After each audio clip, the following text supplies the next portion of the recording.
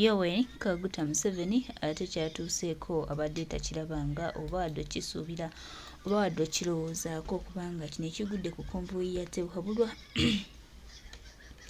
leero abantu bamulazeeko nti baakoowa, abantu bamulazeeko nti bakkuta, abantu bamulazeeko nti takyalina lugendo era bannayuganda bamulazeeko nti ebibye ne bannayuganda byasitookinga dda. Bannayuganda tebakyamulinamu future, bannayuganda tebakyamulinamu interest, bannayuganda tebakyamulinamu bwagazi, bannayuganda bakufu, bannayuganda bakoowu nnyo, bannayuganda tebakyayagala kumanya Museveni era nga twongera obajjukiza n'okubategeeza nti mwami Tebuhabulwa buli wagenda mu maaso n'okweremeza ku bukulembeze bw'eggwanga n'okwefuula nti yategeera ennyo n'okulemera ku ntebe y'Abannayuganda naddala ntebe ya His Excellency Kyagulanyi Ssentamu Robert Bobi Wine ebibye bigendera ddala okubeera ebibi era nga Museveni twongera omujjukiza n'omutegeeza nti akaseera ke ak'okuzikirira kalabika nga kasembedde ate ng'agenda kuzikirira bubi nnyo n'okusinga bw'alowooza oba bw'asuubira. Bantu bangi beegayiridde omukulu ono nti munnange lwaki towummula n'oleka bannayuganda ne batwala eggwanga lyabwe n'oleka eggwanga lino ne lidda mu bantu abatuufu abanalikulembeza ne balitwala mu maaso. Munnange omukulu yagaana obbawuliriza, omukulu yagaana yatutwala nga batalina magezi, yatutwala nga batalina kye tuyinza kwogera. Naye baganda bange, mikwano gyange, twongera obbajjukiza n'obbategeeza nti mwami Tebuhabulwa ye agenda bubi ate ng'akaseera kaako okugenda kakonkonye era nga takyalina kyagamba muntu yenna okuggyako. Munnayuganda mukwano gwange, twongera okujjukiza n'okutegeeza nti ke kano akadde akatuufu ke twandyesabiriddemu okulaba nga tweggyako omulabe ekizibu ekyatulumba, ekizibu ekyajja otumalako emirembe, ekizibu ekyajja okumalawo eggwanga, ekizibu kye twali tutetegekedde kubanga ffenna tukimanyi bulungi nti ono akoze bingi naye byonna byonna byakoze agenda kubanga abiwulira era and one time ajja kubanga ajja kubanga akola ki, ajja kubanga abyejjusa. Betubeerewo era tubeerewo tutambule naye tumanyi amagenda ge nti nago gatuuse. Manyi akanyoomonyoomo k'ayina n'olugezigezi n'obutaagaliza n'okwefuula nti ye kabona wa wano esaabataka ye buli kimu kigenda mutwala bubi.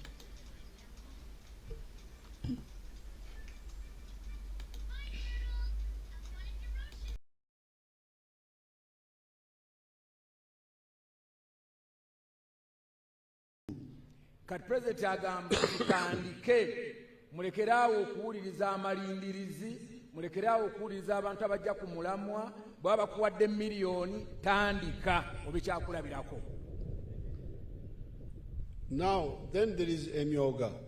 Kakati mu ngeri y'emu waliwo ensimbi zino ezijja ez'emyoga. In every constituency. Sente zino zijja ku musingi gwa constituency oba omusingi ogw'omubaka wa parliament owakiikirira ekitundu ekyo. Buli ssaza. Buli ssaza, yes excellence. Kati wanegomba waliwo abaganyuddwa mu myoga abasobola okuweereza obujulizi. Mr. President is asking whether there is anybody who has benefited out of a myoga and he can tell us how he has benefited. Waliwo omuntu yenna aganyuddwa mu myoga ng'osobola okutuwa obujulizi ng'oli weggomba wano? Your Excellency weebali. Yeah. Katufuneyo batono. Babiri basatu. President asabye abantu basatu mubakkirize naye ng'ogenda kwogera ku myoga jangu ng'omanyi ekyo President asabye ng'oganyuddwa mu myoga ate ng'oliwa wano Gomba. President gwasaba asabye abantu basatu mwe muba mujja wano mutuwe ku bujulizi ku myoga. Waliwo omukyalo ono omu President amukkiriza. I think security will clear her. Katubulayo babiri. Tubulayo babiri n'omukyalo oyo omu wa Gomesi n'omwami ali mu saati eya papo. kakati mbasaba mujje wano abano baganyuddwa mu myoga era bagenda kutuwa ku bujulizi.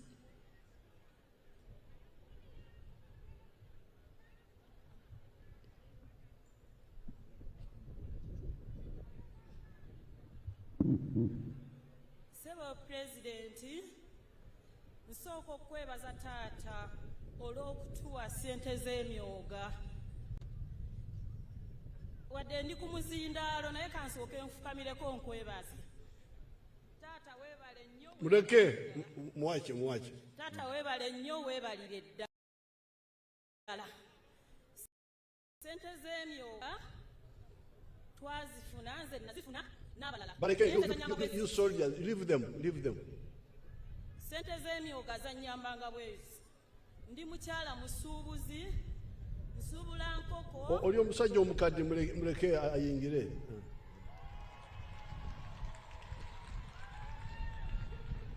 Yes, yogera muwala. Sebo President, obudde obwo nasuubulanga enkoko 10 nga nzifumba. Naye kati obudde buno okuva nafuna ssente z'emyoga. Enkoko wali ozirunda okola ki? Sebo President, nzisuubula n'enzifumba nemala n'enzitunda. Okay. Osooka n'ozirunda okumala akaseera oba?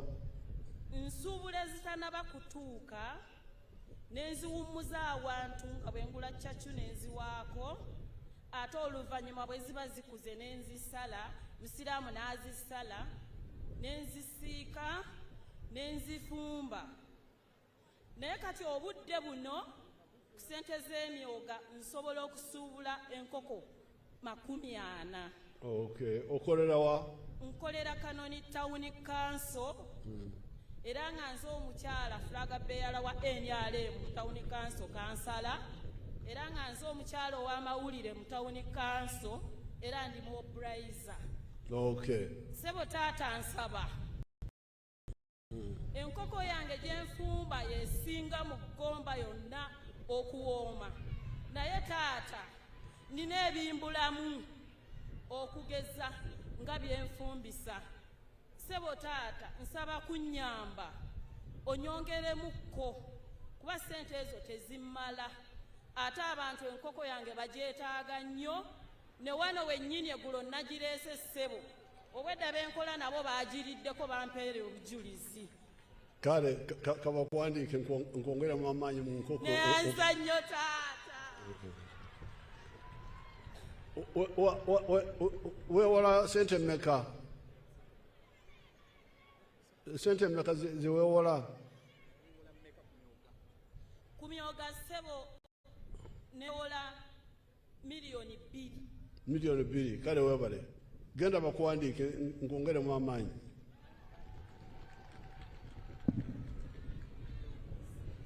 Somebody write to that lady. Sebo President, nsanyusa okulaba. That one, Nsanyusa nnyo okulaba. Linda Ko, that one was saying that she has been trading in poultry, in chickens. In chicken, she buys and slaughters and cooks and sells. She was handling 10 chicken, but she's now handling 40. She said what? 40, Excellency. She's now in 40. She would, she would buy small ones, then she raises them. They become immature, some kind of, then she slaughters them. And now she was handling 10, now she's handling how many? 40. 40. Yes, She's handling 40. She used the 2 million shillings she borrowed from the myoga. Kati, you got a mama. Sebo nsanyusa okulaba Pulezidenti. Nganze amaze emyaka nga nkulaba bulabi wala nnyo. Naye kati okulaba nga nkulabyeko liiso wano okumpi. Era nsanyusa okulaba. nga sinatuuka ku myoga. Ssebo weebale nnyo by'okozeeze by'okoze, ate weebale butanyiiga nga abantu abalala baba bakoze batyo banyiiga naye tonyiiga. Weebale nnyo ssebo, weebalire ddala ne by'okoze byonna. Nze mbeera Maddu wali mu tawuni. Obeera wa? Maddu. Okay. Nze Nakintu Jeeni mukyalako. Ssebo era nzijukira wajja e Maddu okubuuza Dayale, wantuukako awo ku lubalaza n'ombuuza nti maama Dayale eri ludda wa? Nze nakutwalayo n'omugenzi kamya ku Dayale awo ey'e Maddu. Kati nga ndi ku nsonga essente ez'emyoga nafuna obukadde 3 n'engulamu ennume 4 ez'ente. Kati ne zigenda ne zigula nga ngulamu 2 akabadde akamu. Kati ennume ezo mulimu nenyina nga nzikyusa, kati mpeza ennume 9. Naye ekinnemesezza lwakuba siina wenzirundira, ndi mukanyigo nnyo nnyo naye nga bw'omanya ebigambo by'amafaamu. Kati munnange njagala okulunda mpeze n'ennume 20 oba n'ente zonna, naye siina wenzirundira. Owulidde? Kaakati muzeeya n'ekirala, weebale obutasiimwa buba buzibu. Gwe wakomyawo wano Bwakabaka, gwe walaba ensi eno ng'eri mu nnyumba ez'essubi, tetuli ssubi, baali batambulira ku bugaali, kati tebakiraba byabo, tebabiraba abasinga. Naye ffe abakulu ab'emyaka gino ffe tubiraba ssebo, era beera mwenkanya obe ng'okimanyi nti ab'e Maddu bo babiraba. Kale. Kati Nakintu was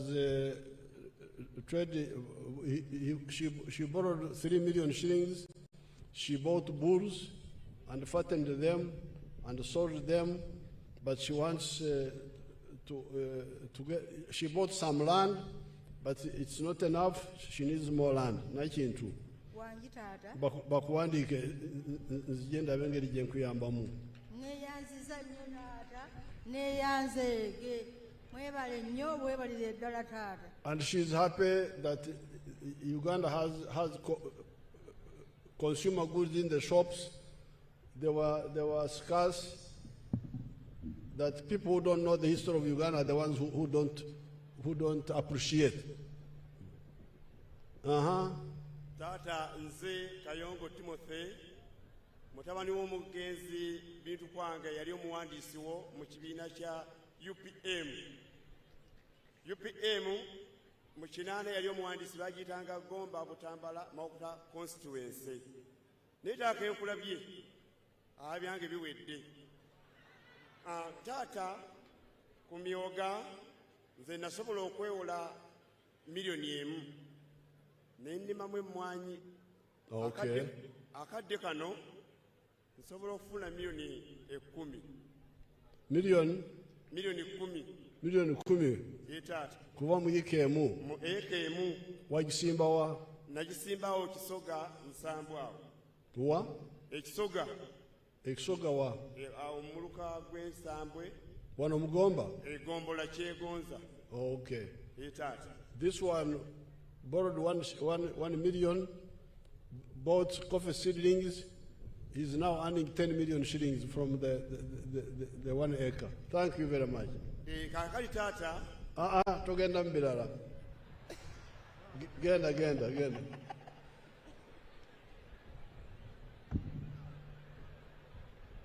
RSB 5420 Sergeant Muyamba Stephen afande fetusiima nga baveterani twafuna omukisa ne tugenda mu myoga mu Gomba wano e Kanoni.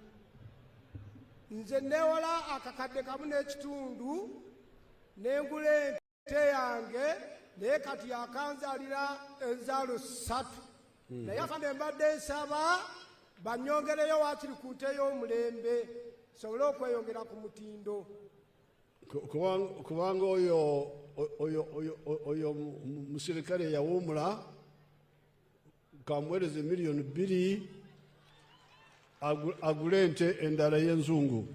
Asante sana afande. Mpatie tu mic. Oyo mwongedemu kubanga mu serikale yawumula jangu bakwereze milioni z'ebbiri ogende nazo.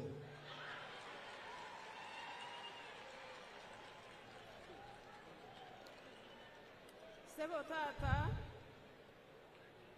omwebembezi w'ihanga eri nashemererwa munonga okwemerera omwisho ga w'izooba eryo.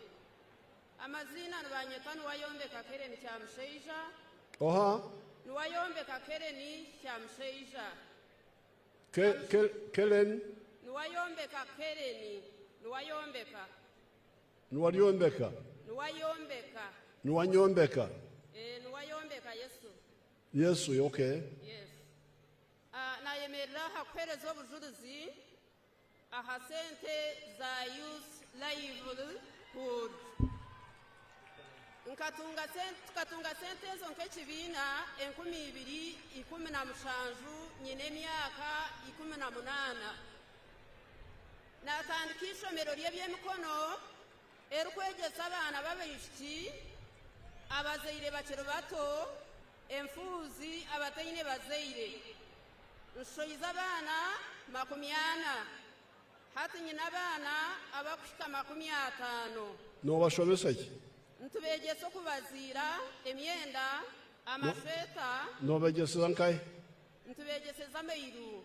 Nkahi? Meiru, okay. Ntubegyeseza meiru okubaziira emyenda amashweta ishoke kompyuta okukora enkaito n'ebindi bingi. Training school ejo nibagyeta okaguza sente zingahe? Nketeguza miliyoni 7 tushoiza abaana 40 hati tuguzira itaka. Sebo presidenti ntushaba otuyambe otwatsa hakombeka kandi n'abaana bari kushora obumwe nibashora bataine buyambi. Ate ziwayegurize zikakora ki? Ezi tutwayegurize tukagura mashinizi tuineho hati mashinizi 20 n'abaana abitwabaire tuine abamu bakaba bari omu kibiina tukabihereza ebiharani. Hati tata presidenti ntukushaba otuyambe hakombeka ahabwokuba hakombeka aho tuhatungire. Okay, kare bamuhandikyo. Yebare munonga president. This one borrowed 7 million shillings from Emyoga, and she has got a school teaching knitting and making sweaters, and she's teaching a lot of people. So this shows you that there is a way out of poverty if you listen. Kati okusinziira ku bujulizi obwo President agamba nti ekyo kikulaga nti tulina amagezi ag'okulwanyisa obwavu bwe tuba nga tugakozesezza. And I was checking the figures in the whole country. Era President yabadde akebera ebiwandiiko ebikwata ku nsi ku Uganda yonna. Bwino. Yabadde alaba bwino. The manufacturing sector is now employing 822,000 people. Kakati amakolero bwe yabadde atunda ku bwino kati gakuwa abantu emitwalo 822,000 8 2,222 abakola mu makolero. The ones working in services are 5 million. Kati abakola mu mirimu obuweereza abali mu buweereza nga saloon, mu hotels, transport, abavuga taxi, abavuga boda, abali mirimu ng'egyo bwino mu Uganda alaga nti ziri milioni 5 and 400,000. Milioni 5 mu mitwalo 40.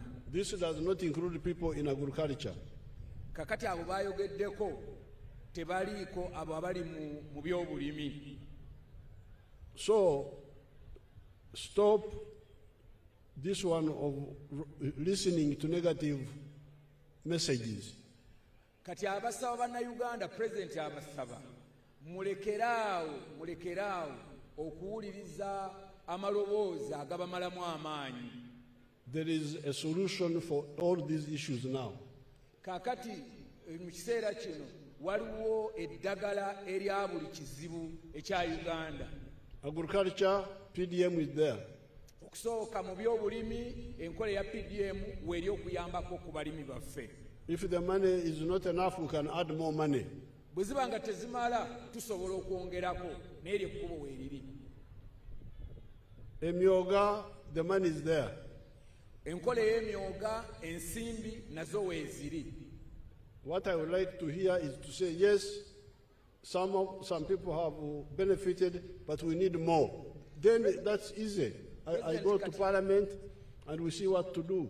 President kati kyalindiridde okuwulira mu matuuge nti esente ezo weeziri niye zigasizzaako batono. Naffe twandigadde kati President kyakola kwe kuteekateeka ng'agenda mu Parliament nga bayisa ssente endala. Now, this money is for the low-income people. Ensimbi zino zaayogerako naddala ez'emyoga ne PDM ze bantu bamufuna mpola. For the richer people, there is money in the UDB.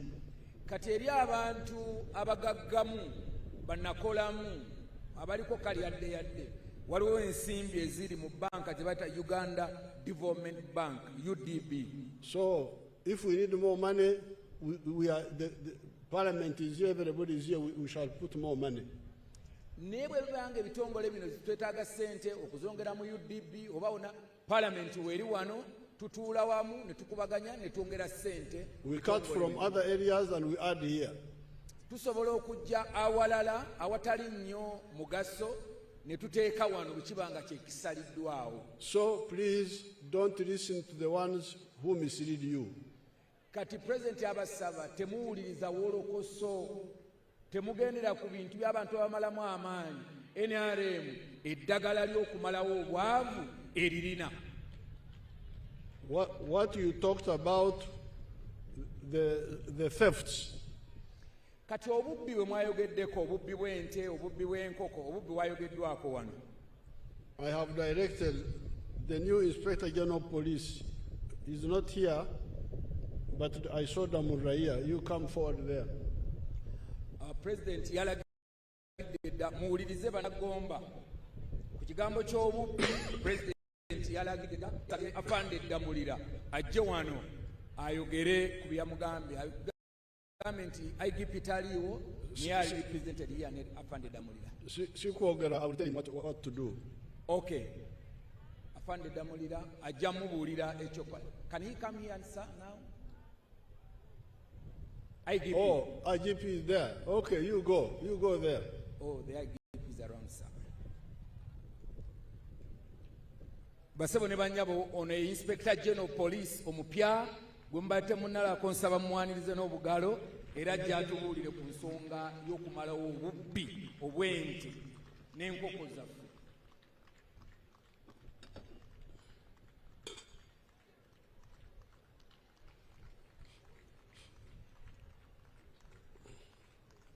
So IGP,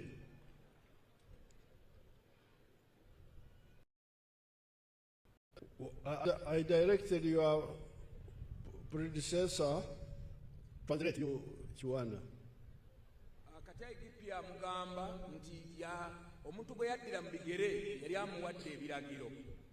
Was that we should have 18 policemen per sub-county. Omuntu gwe yaddira mu bigere yamugamba nti yamulagira nti buli ggombolola erina okubaamu abapoliisi 18 with motorcycles era nga balina ne pikipiki abe 18 abali mu buli ggombolola and other facilities, nga balina n'ebirala ebibayambako ku magombolola. and then they should link with the villages through the telephone system. Era nga alagidde abapoliisi abo 18 ne poliisi eri ku ggombola ebe ng'ekwatagana n'obukulembeze bw'ebyalo okuyita mu masimu. Kubanga mwena mulina esimu, you all have telephones. Kubanga bannayuganda mwenna mu byalo mwina amasimu. If the police is at the sub-county, kati singa poliisi eri ku ggombolola and you ring them, n'obakubira essimu ng'oli mu kyalo ekimu mu ggombolola eyo. And they have got means of transport. Era nga balina engeri zibasobozesa okutuuka mu kyalo ekyo. Why would you not be able to control crime? Lwaki nsonga ki ebalemesa okulwanyisa abantu bano abatumazeeko emirembe? So IGP, tell me how far you have gone with my plan of the... Kati alagidde IGP atubuulire ku ekyo ekiragiro yakomawa.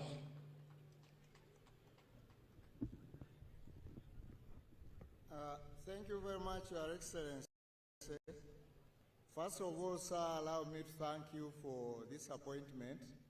And I'm going to work with my team. The instructions are very clear. We have been following them through. And I will not take a lot of time before achieving this task. Thank you, sir. Translate. IGP asoose na kwebaza President olw'okumugonnomolako oba IGP ate era n'amugamba nti ekiragiro kino yakisanzewo mu ofiisi amangu ddala bagenda kukiteeka mu nkola talaba buzibu bwonna kigenda kuteekebwa mu nkola nga President bwe yalagira. Kale, thank you very much. Now, fighting crime in Uganda is very simple now. President agamba nti okulwanyisa obumenyi bw'amateeka mu Uganda kati kyangu. When the IGP puts the 18 policemen per sub-county, kati IGP bw'anaateeka abapoliisi 18 ku buli ggombolola with the transport, ate nga balina n'entambula, then you have telephones all over the place. Every home has a phone. Kati ate buli kyalo kiine, actually si buli kyalo, buli maka mulimu wadde omuntu wakiri omuntu omu alina essimu. It's very simple. Kino kyangu nnyo. These sub-counties are no longer so big. Eggombola laffe ekisooka kati ntonotono zaasalibwamu. Even Madu, which was big, now I hear you made Madu and you also made Chai. Ne Madu gye yali amanyi ng'ennene kati mwajawulamu, kuliko Madu Town Council, mulina Chai, so yali emu yavaamu 3. Kabulasoke, now I hear you have divided it. N'amagombola amangi amala mangi gagenda gagabana ne Kabulasoke yennyini nayo mwagisalamu. So these sub-counties are not very big. Kati eggombola zaffe tezikyali nnene ziri zibwaguuga. So therefore, with the communication which is everywhere, it's very easy to control this crime. Kati ekyo eggombola okuba kati nga ntono ate n'ogattako n'amaka nti buli maka galina essimu.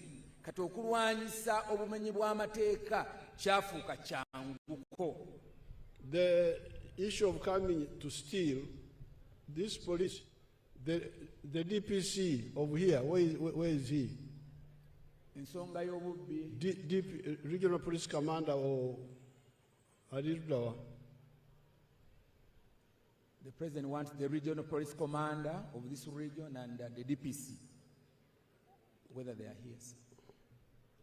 The RPC.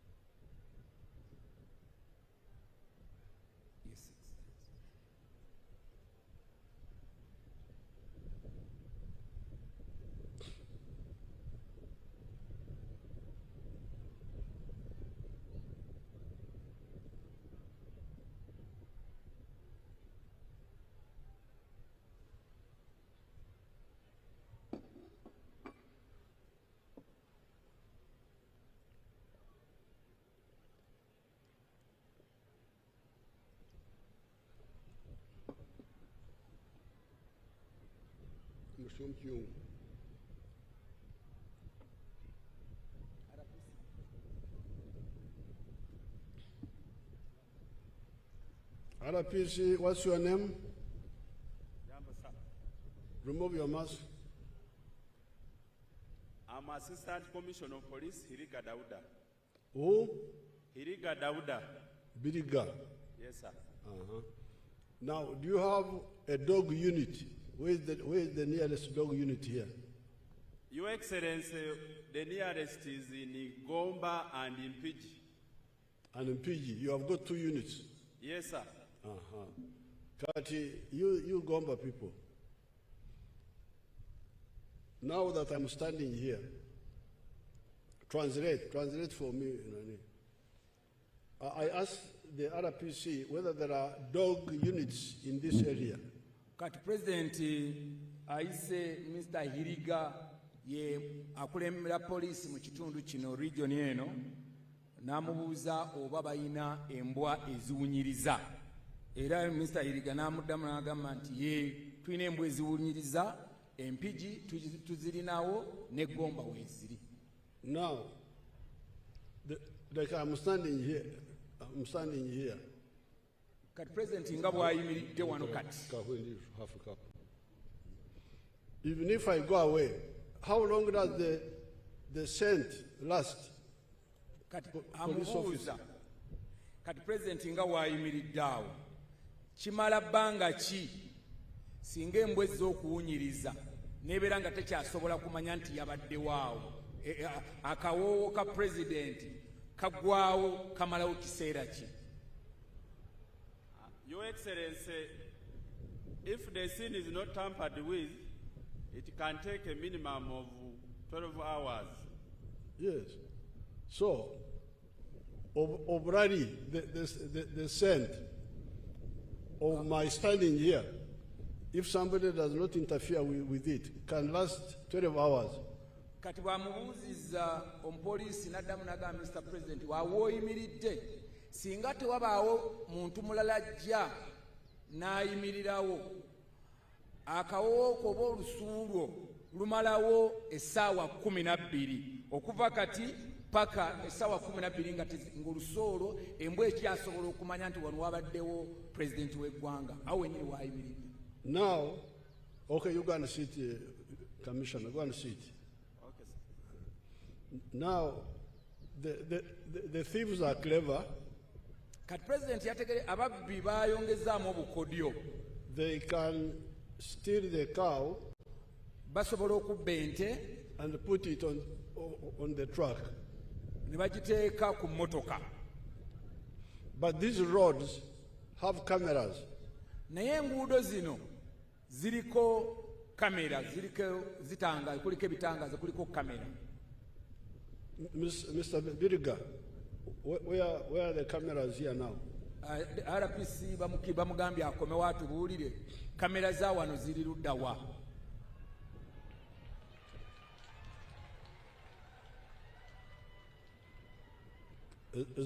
On the roads. Your Excellency, the cameras on the road are in Mpigi. They start at Mpigi. Yes, sir. They have not yet come this way. They have not yet reached Gomba, but in the second phase, there is a team which came from police headquarters, and they are supposed to install it. To install the second phase. On this road here? Yes, Mpigi, Kibibi, and Gomba, including Sembawele Road. Oh, okay. Yes, sir. They are going to cater it in the second phase of the CCTV project. Thank you. Yes, sir. So you explain that to them. President yabuuzizza Commissioner. You go and sit, Biriga. Kamera ezikwata ku luguudo ziri luddawa wano. Commissioner n'amutegeeza nti tezinnatuuka Gomba okweyongera eno zikoma Mpigi.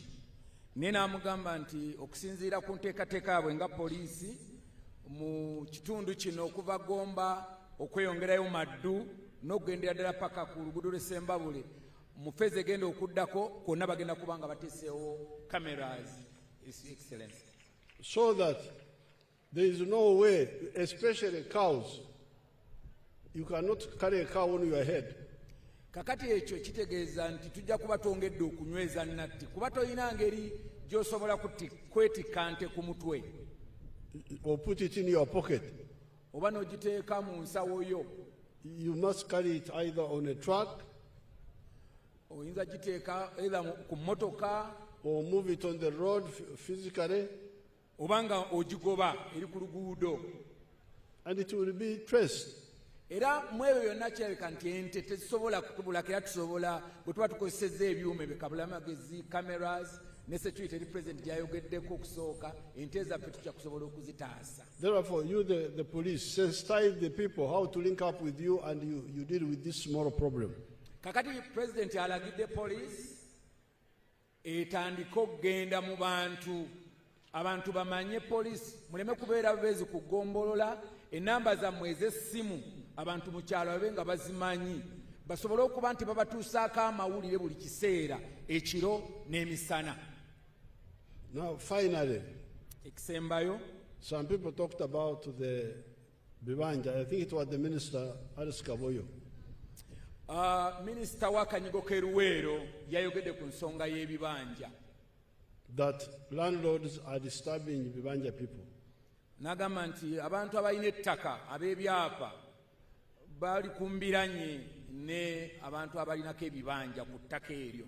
It is because I think this must be it must be the political leaders to explain. Kati kino president agamba nti kyandibadde ky'abannabyabufuzi, abakulembeze bannabyabufuzi okunnyonnyola okugyawo akamyola bikyakano. The issue of the Bibanja people was resolved in the CA.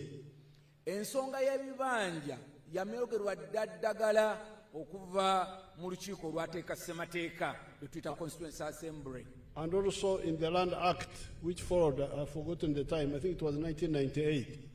Era ng'oggyeko olukiiko lwa ssemateeka olwo lwateeka amateeka, naye ate n'etteeka ly'ettaka eryafuluma mu 1998 lyayongera okunnyikiza engeri gye tulwanye enkolagana y'ab'ebibanja n'ab'ettaka.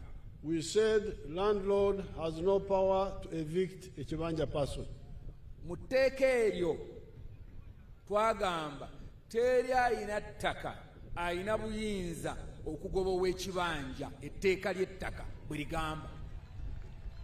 The one who was on that Kibanja by 1983. Okusooka omuntu eyali ku kibanja ekyo kakwakuliza akasooka nga yaliko ku kibanja ekyo okuva mu mwaka gwa 1993. Meaning, no, Chinana. 83. That means either his parents were there, ekyo kitegeeza nti bayinza okuba nga bazadde be baali ku ttaka ekyo ba ku kibanja ekyo mu 1983, or the one you bought from, oba gwe wagulako ng'ekibanja ekyo kyali kikye mu 1983. So that's not possible. President alaba nti nno eriddaga lyanogebwa. Now, the only thing was to give some busuru, nominal rent. Kakati akantu akateekebwamu kaali kakubeera nti abantu abali ku bibanja basasula obusuulu, akasente akatono ako akayogerwako. Obusuulu nominal okulaga ekitiibwa nominal. Kati obusuulu tebulina nnyo njawulo ne saluti gy'olabye wano omupoliisi gy'akubira pulezidenti. Kuba bw'akubye saluti ategeeza mukama wange gwe pulezidenti w'eggwanga. Kati obusuulu obwo bwateekebwawo kantu katono okukkiriza nti nno gundi gwe nannyini ttaka era tukukkiriza gwe nannyini ttaka. And that nominal busuru was to be fixed by the district land board. Era obusuulu obwo obwa buli district bwali bulina okuteekebwateekebwa ne buteekebwawo akakiiko ak'ebyettaka aka district, which is controlled by your councillors. Ate akakiiko ako ak'ebyettaka abantu kwe katambulira lwe lukiiko olwa district lwe bayita district council, ng'ate mu district council eyo mwe mwalonda bakansala abagenda mu district council eyo. So what is the nominal rent in Gomba now? Kati president abuuza obusuulu bwa mmeka eggomba The chairperson of the district, come and tell us. district chairman bamuyisa ajja atubuulira obusuulu eggomba bwa ssente mmeka.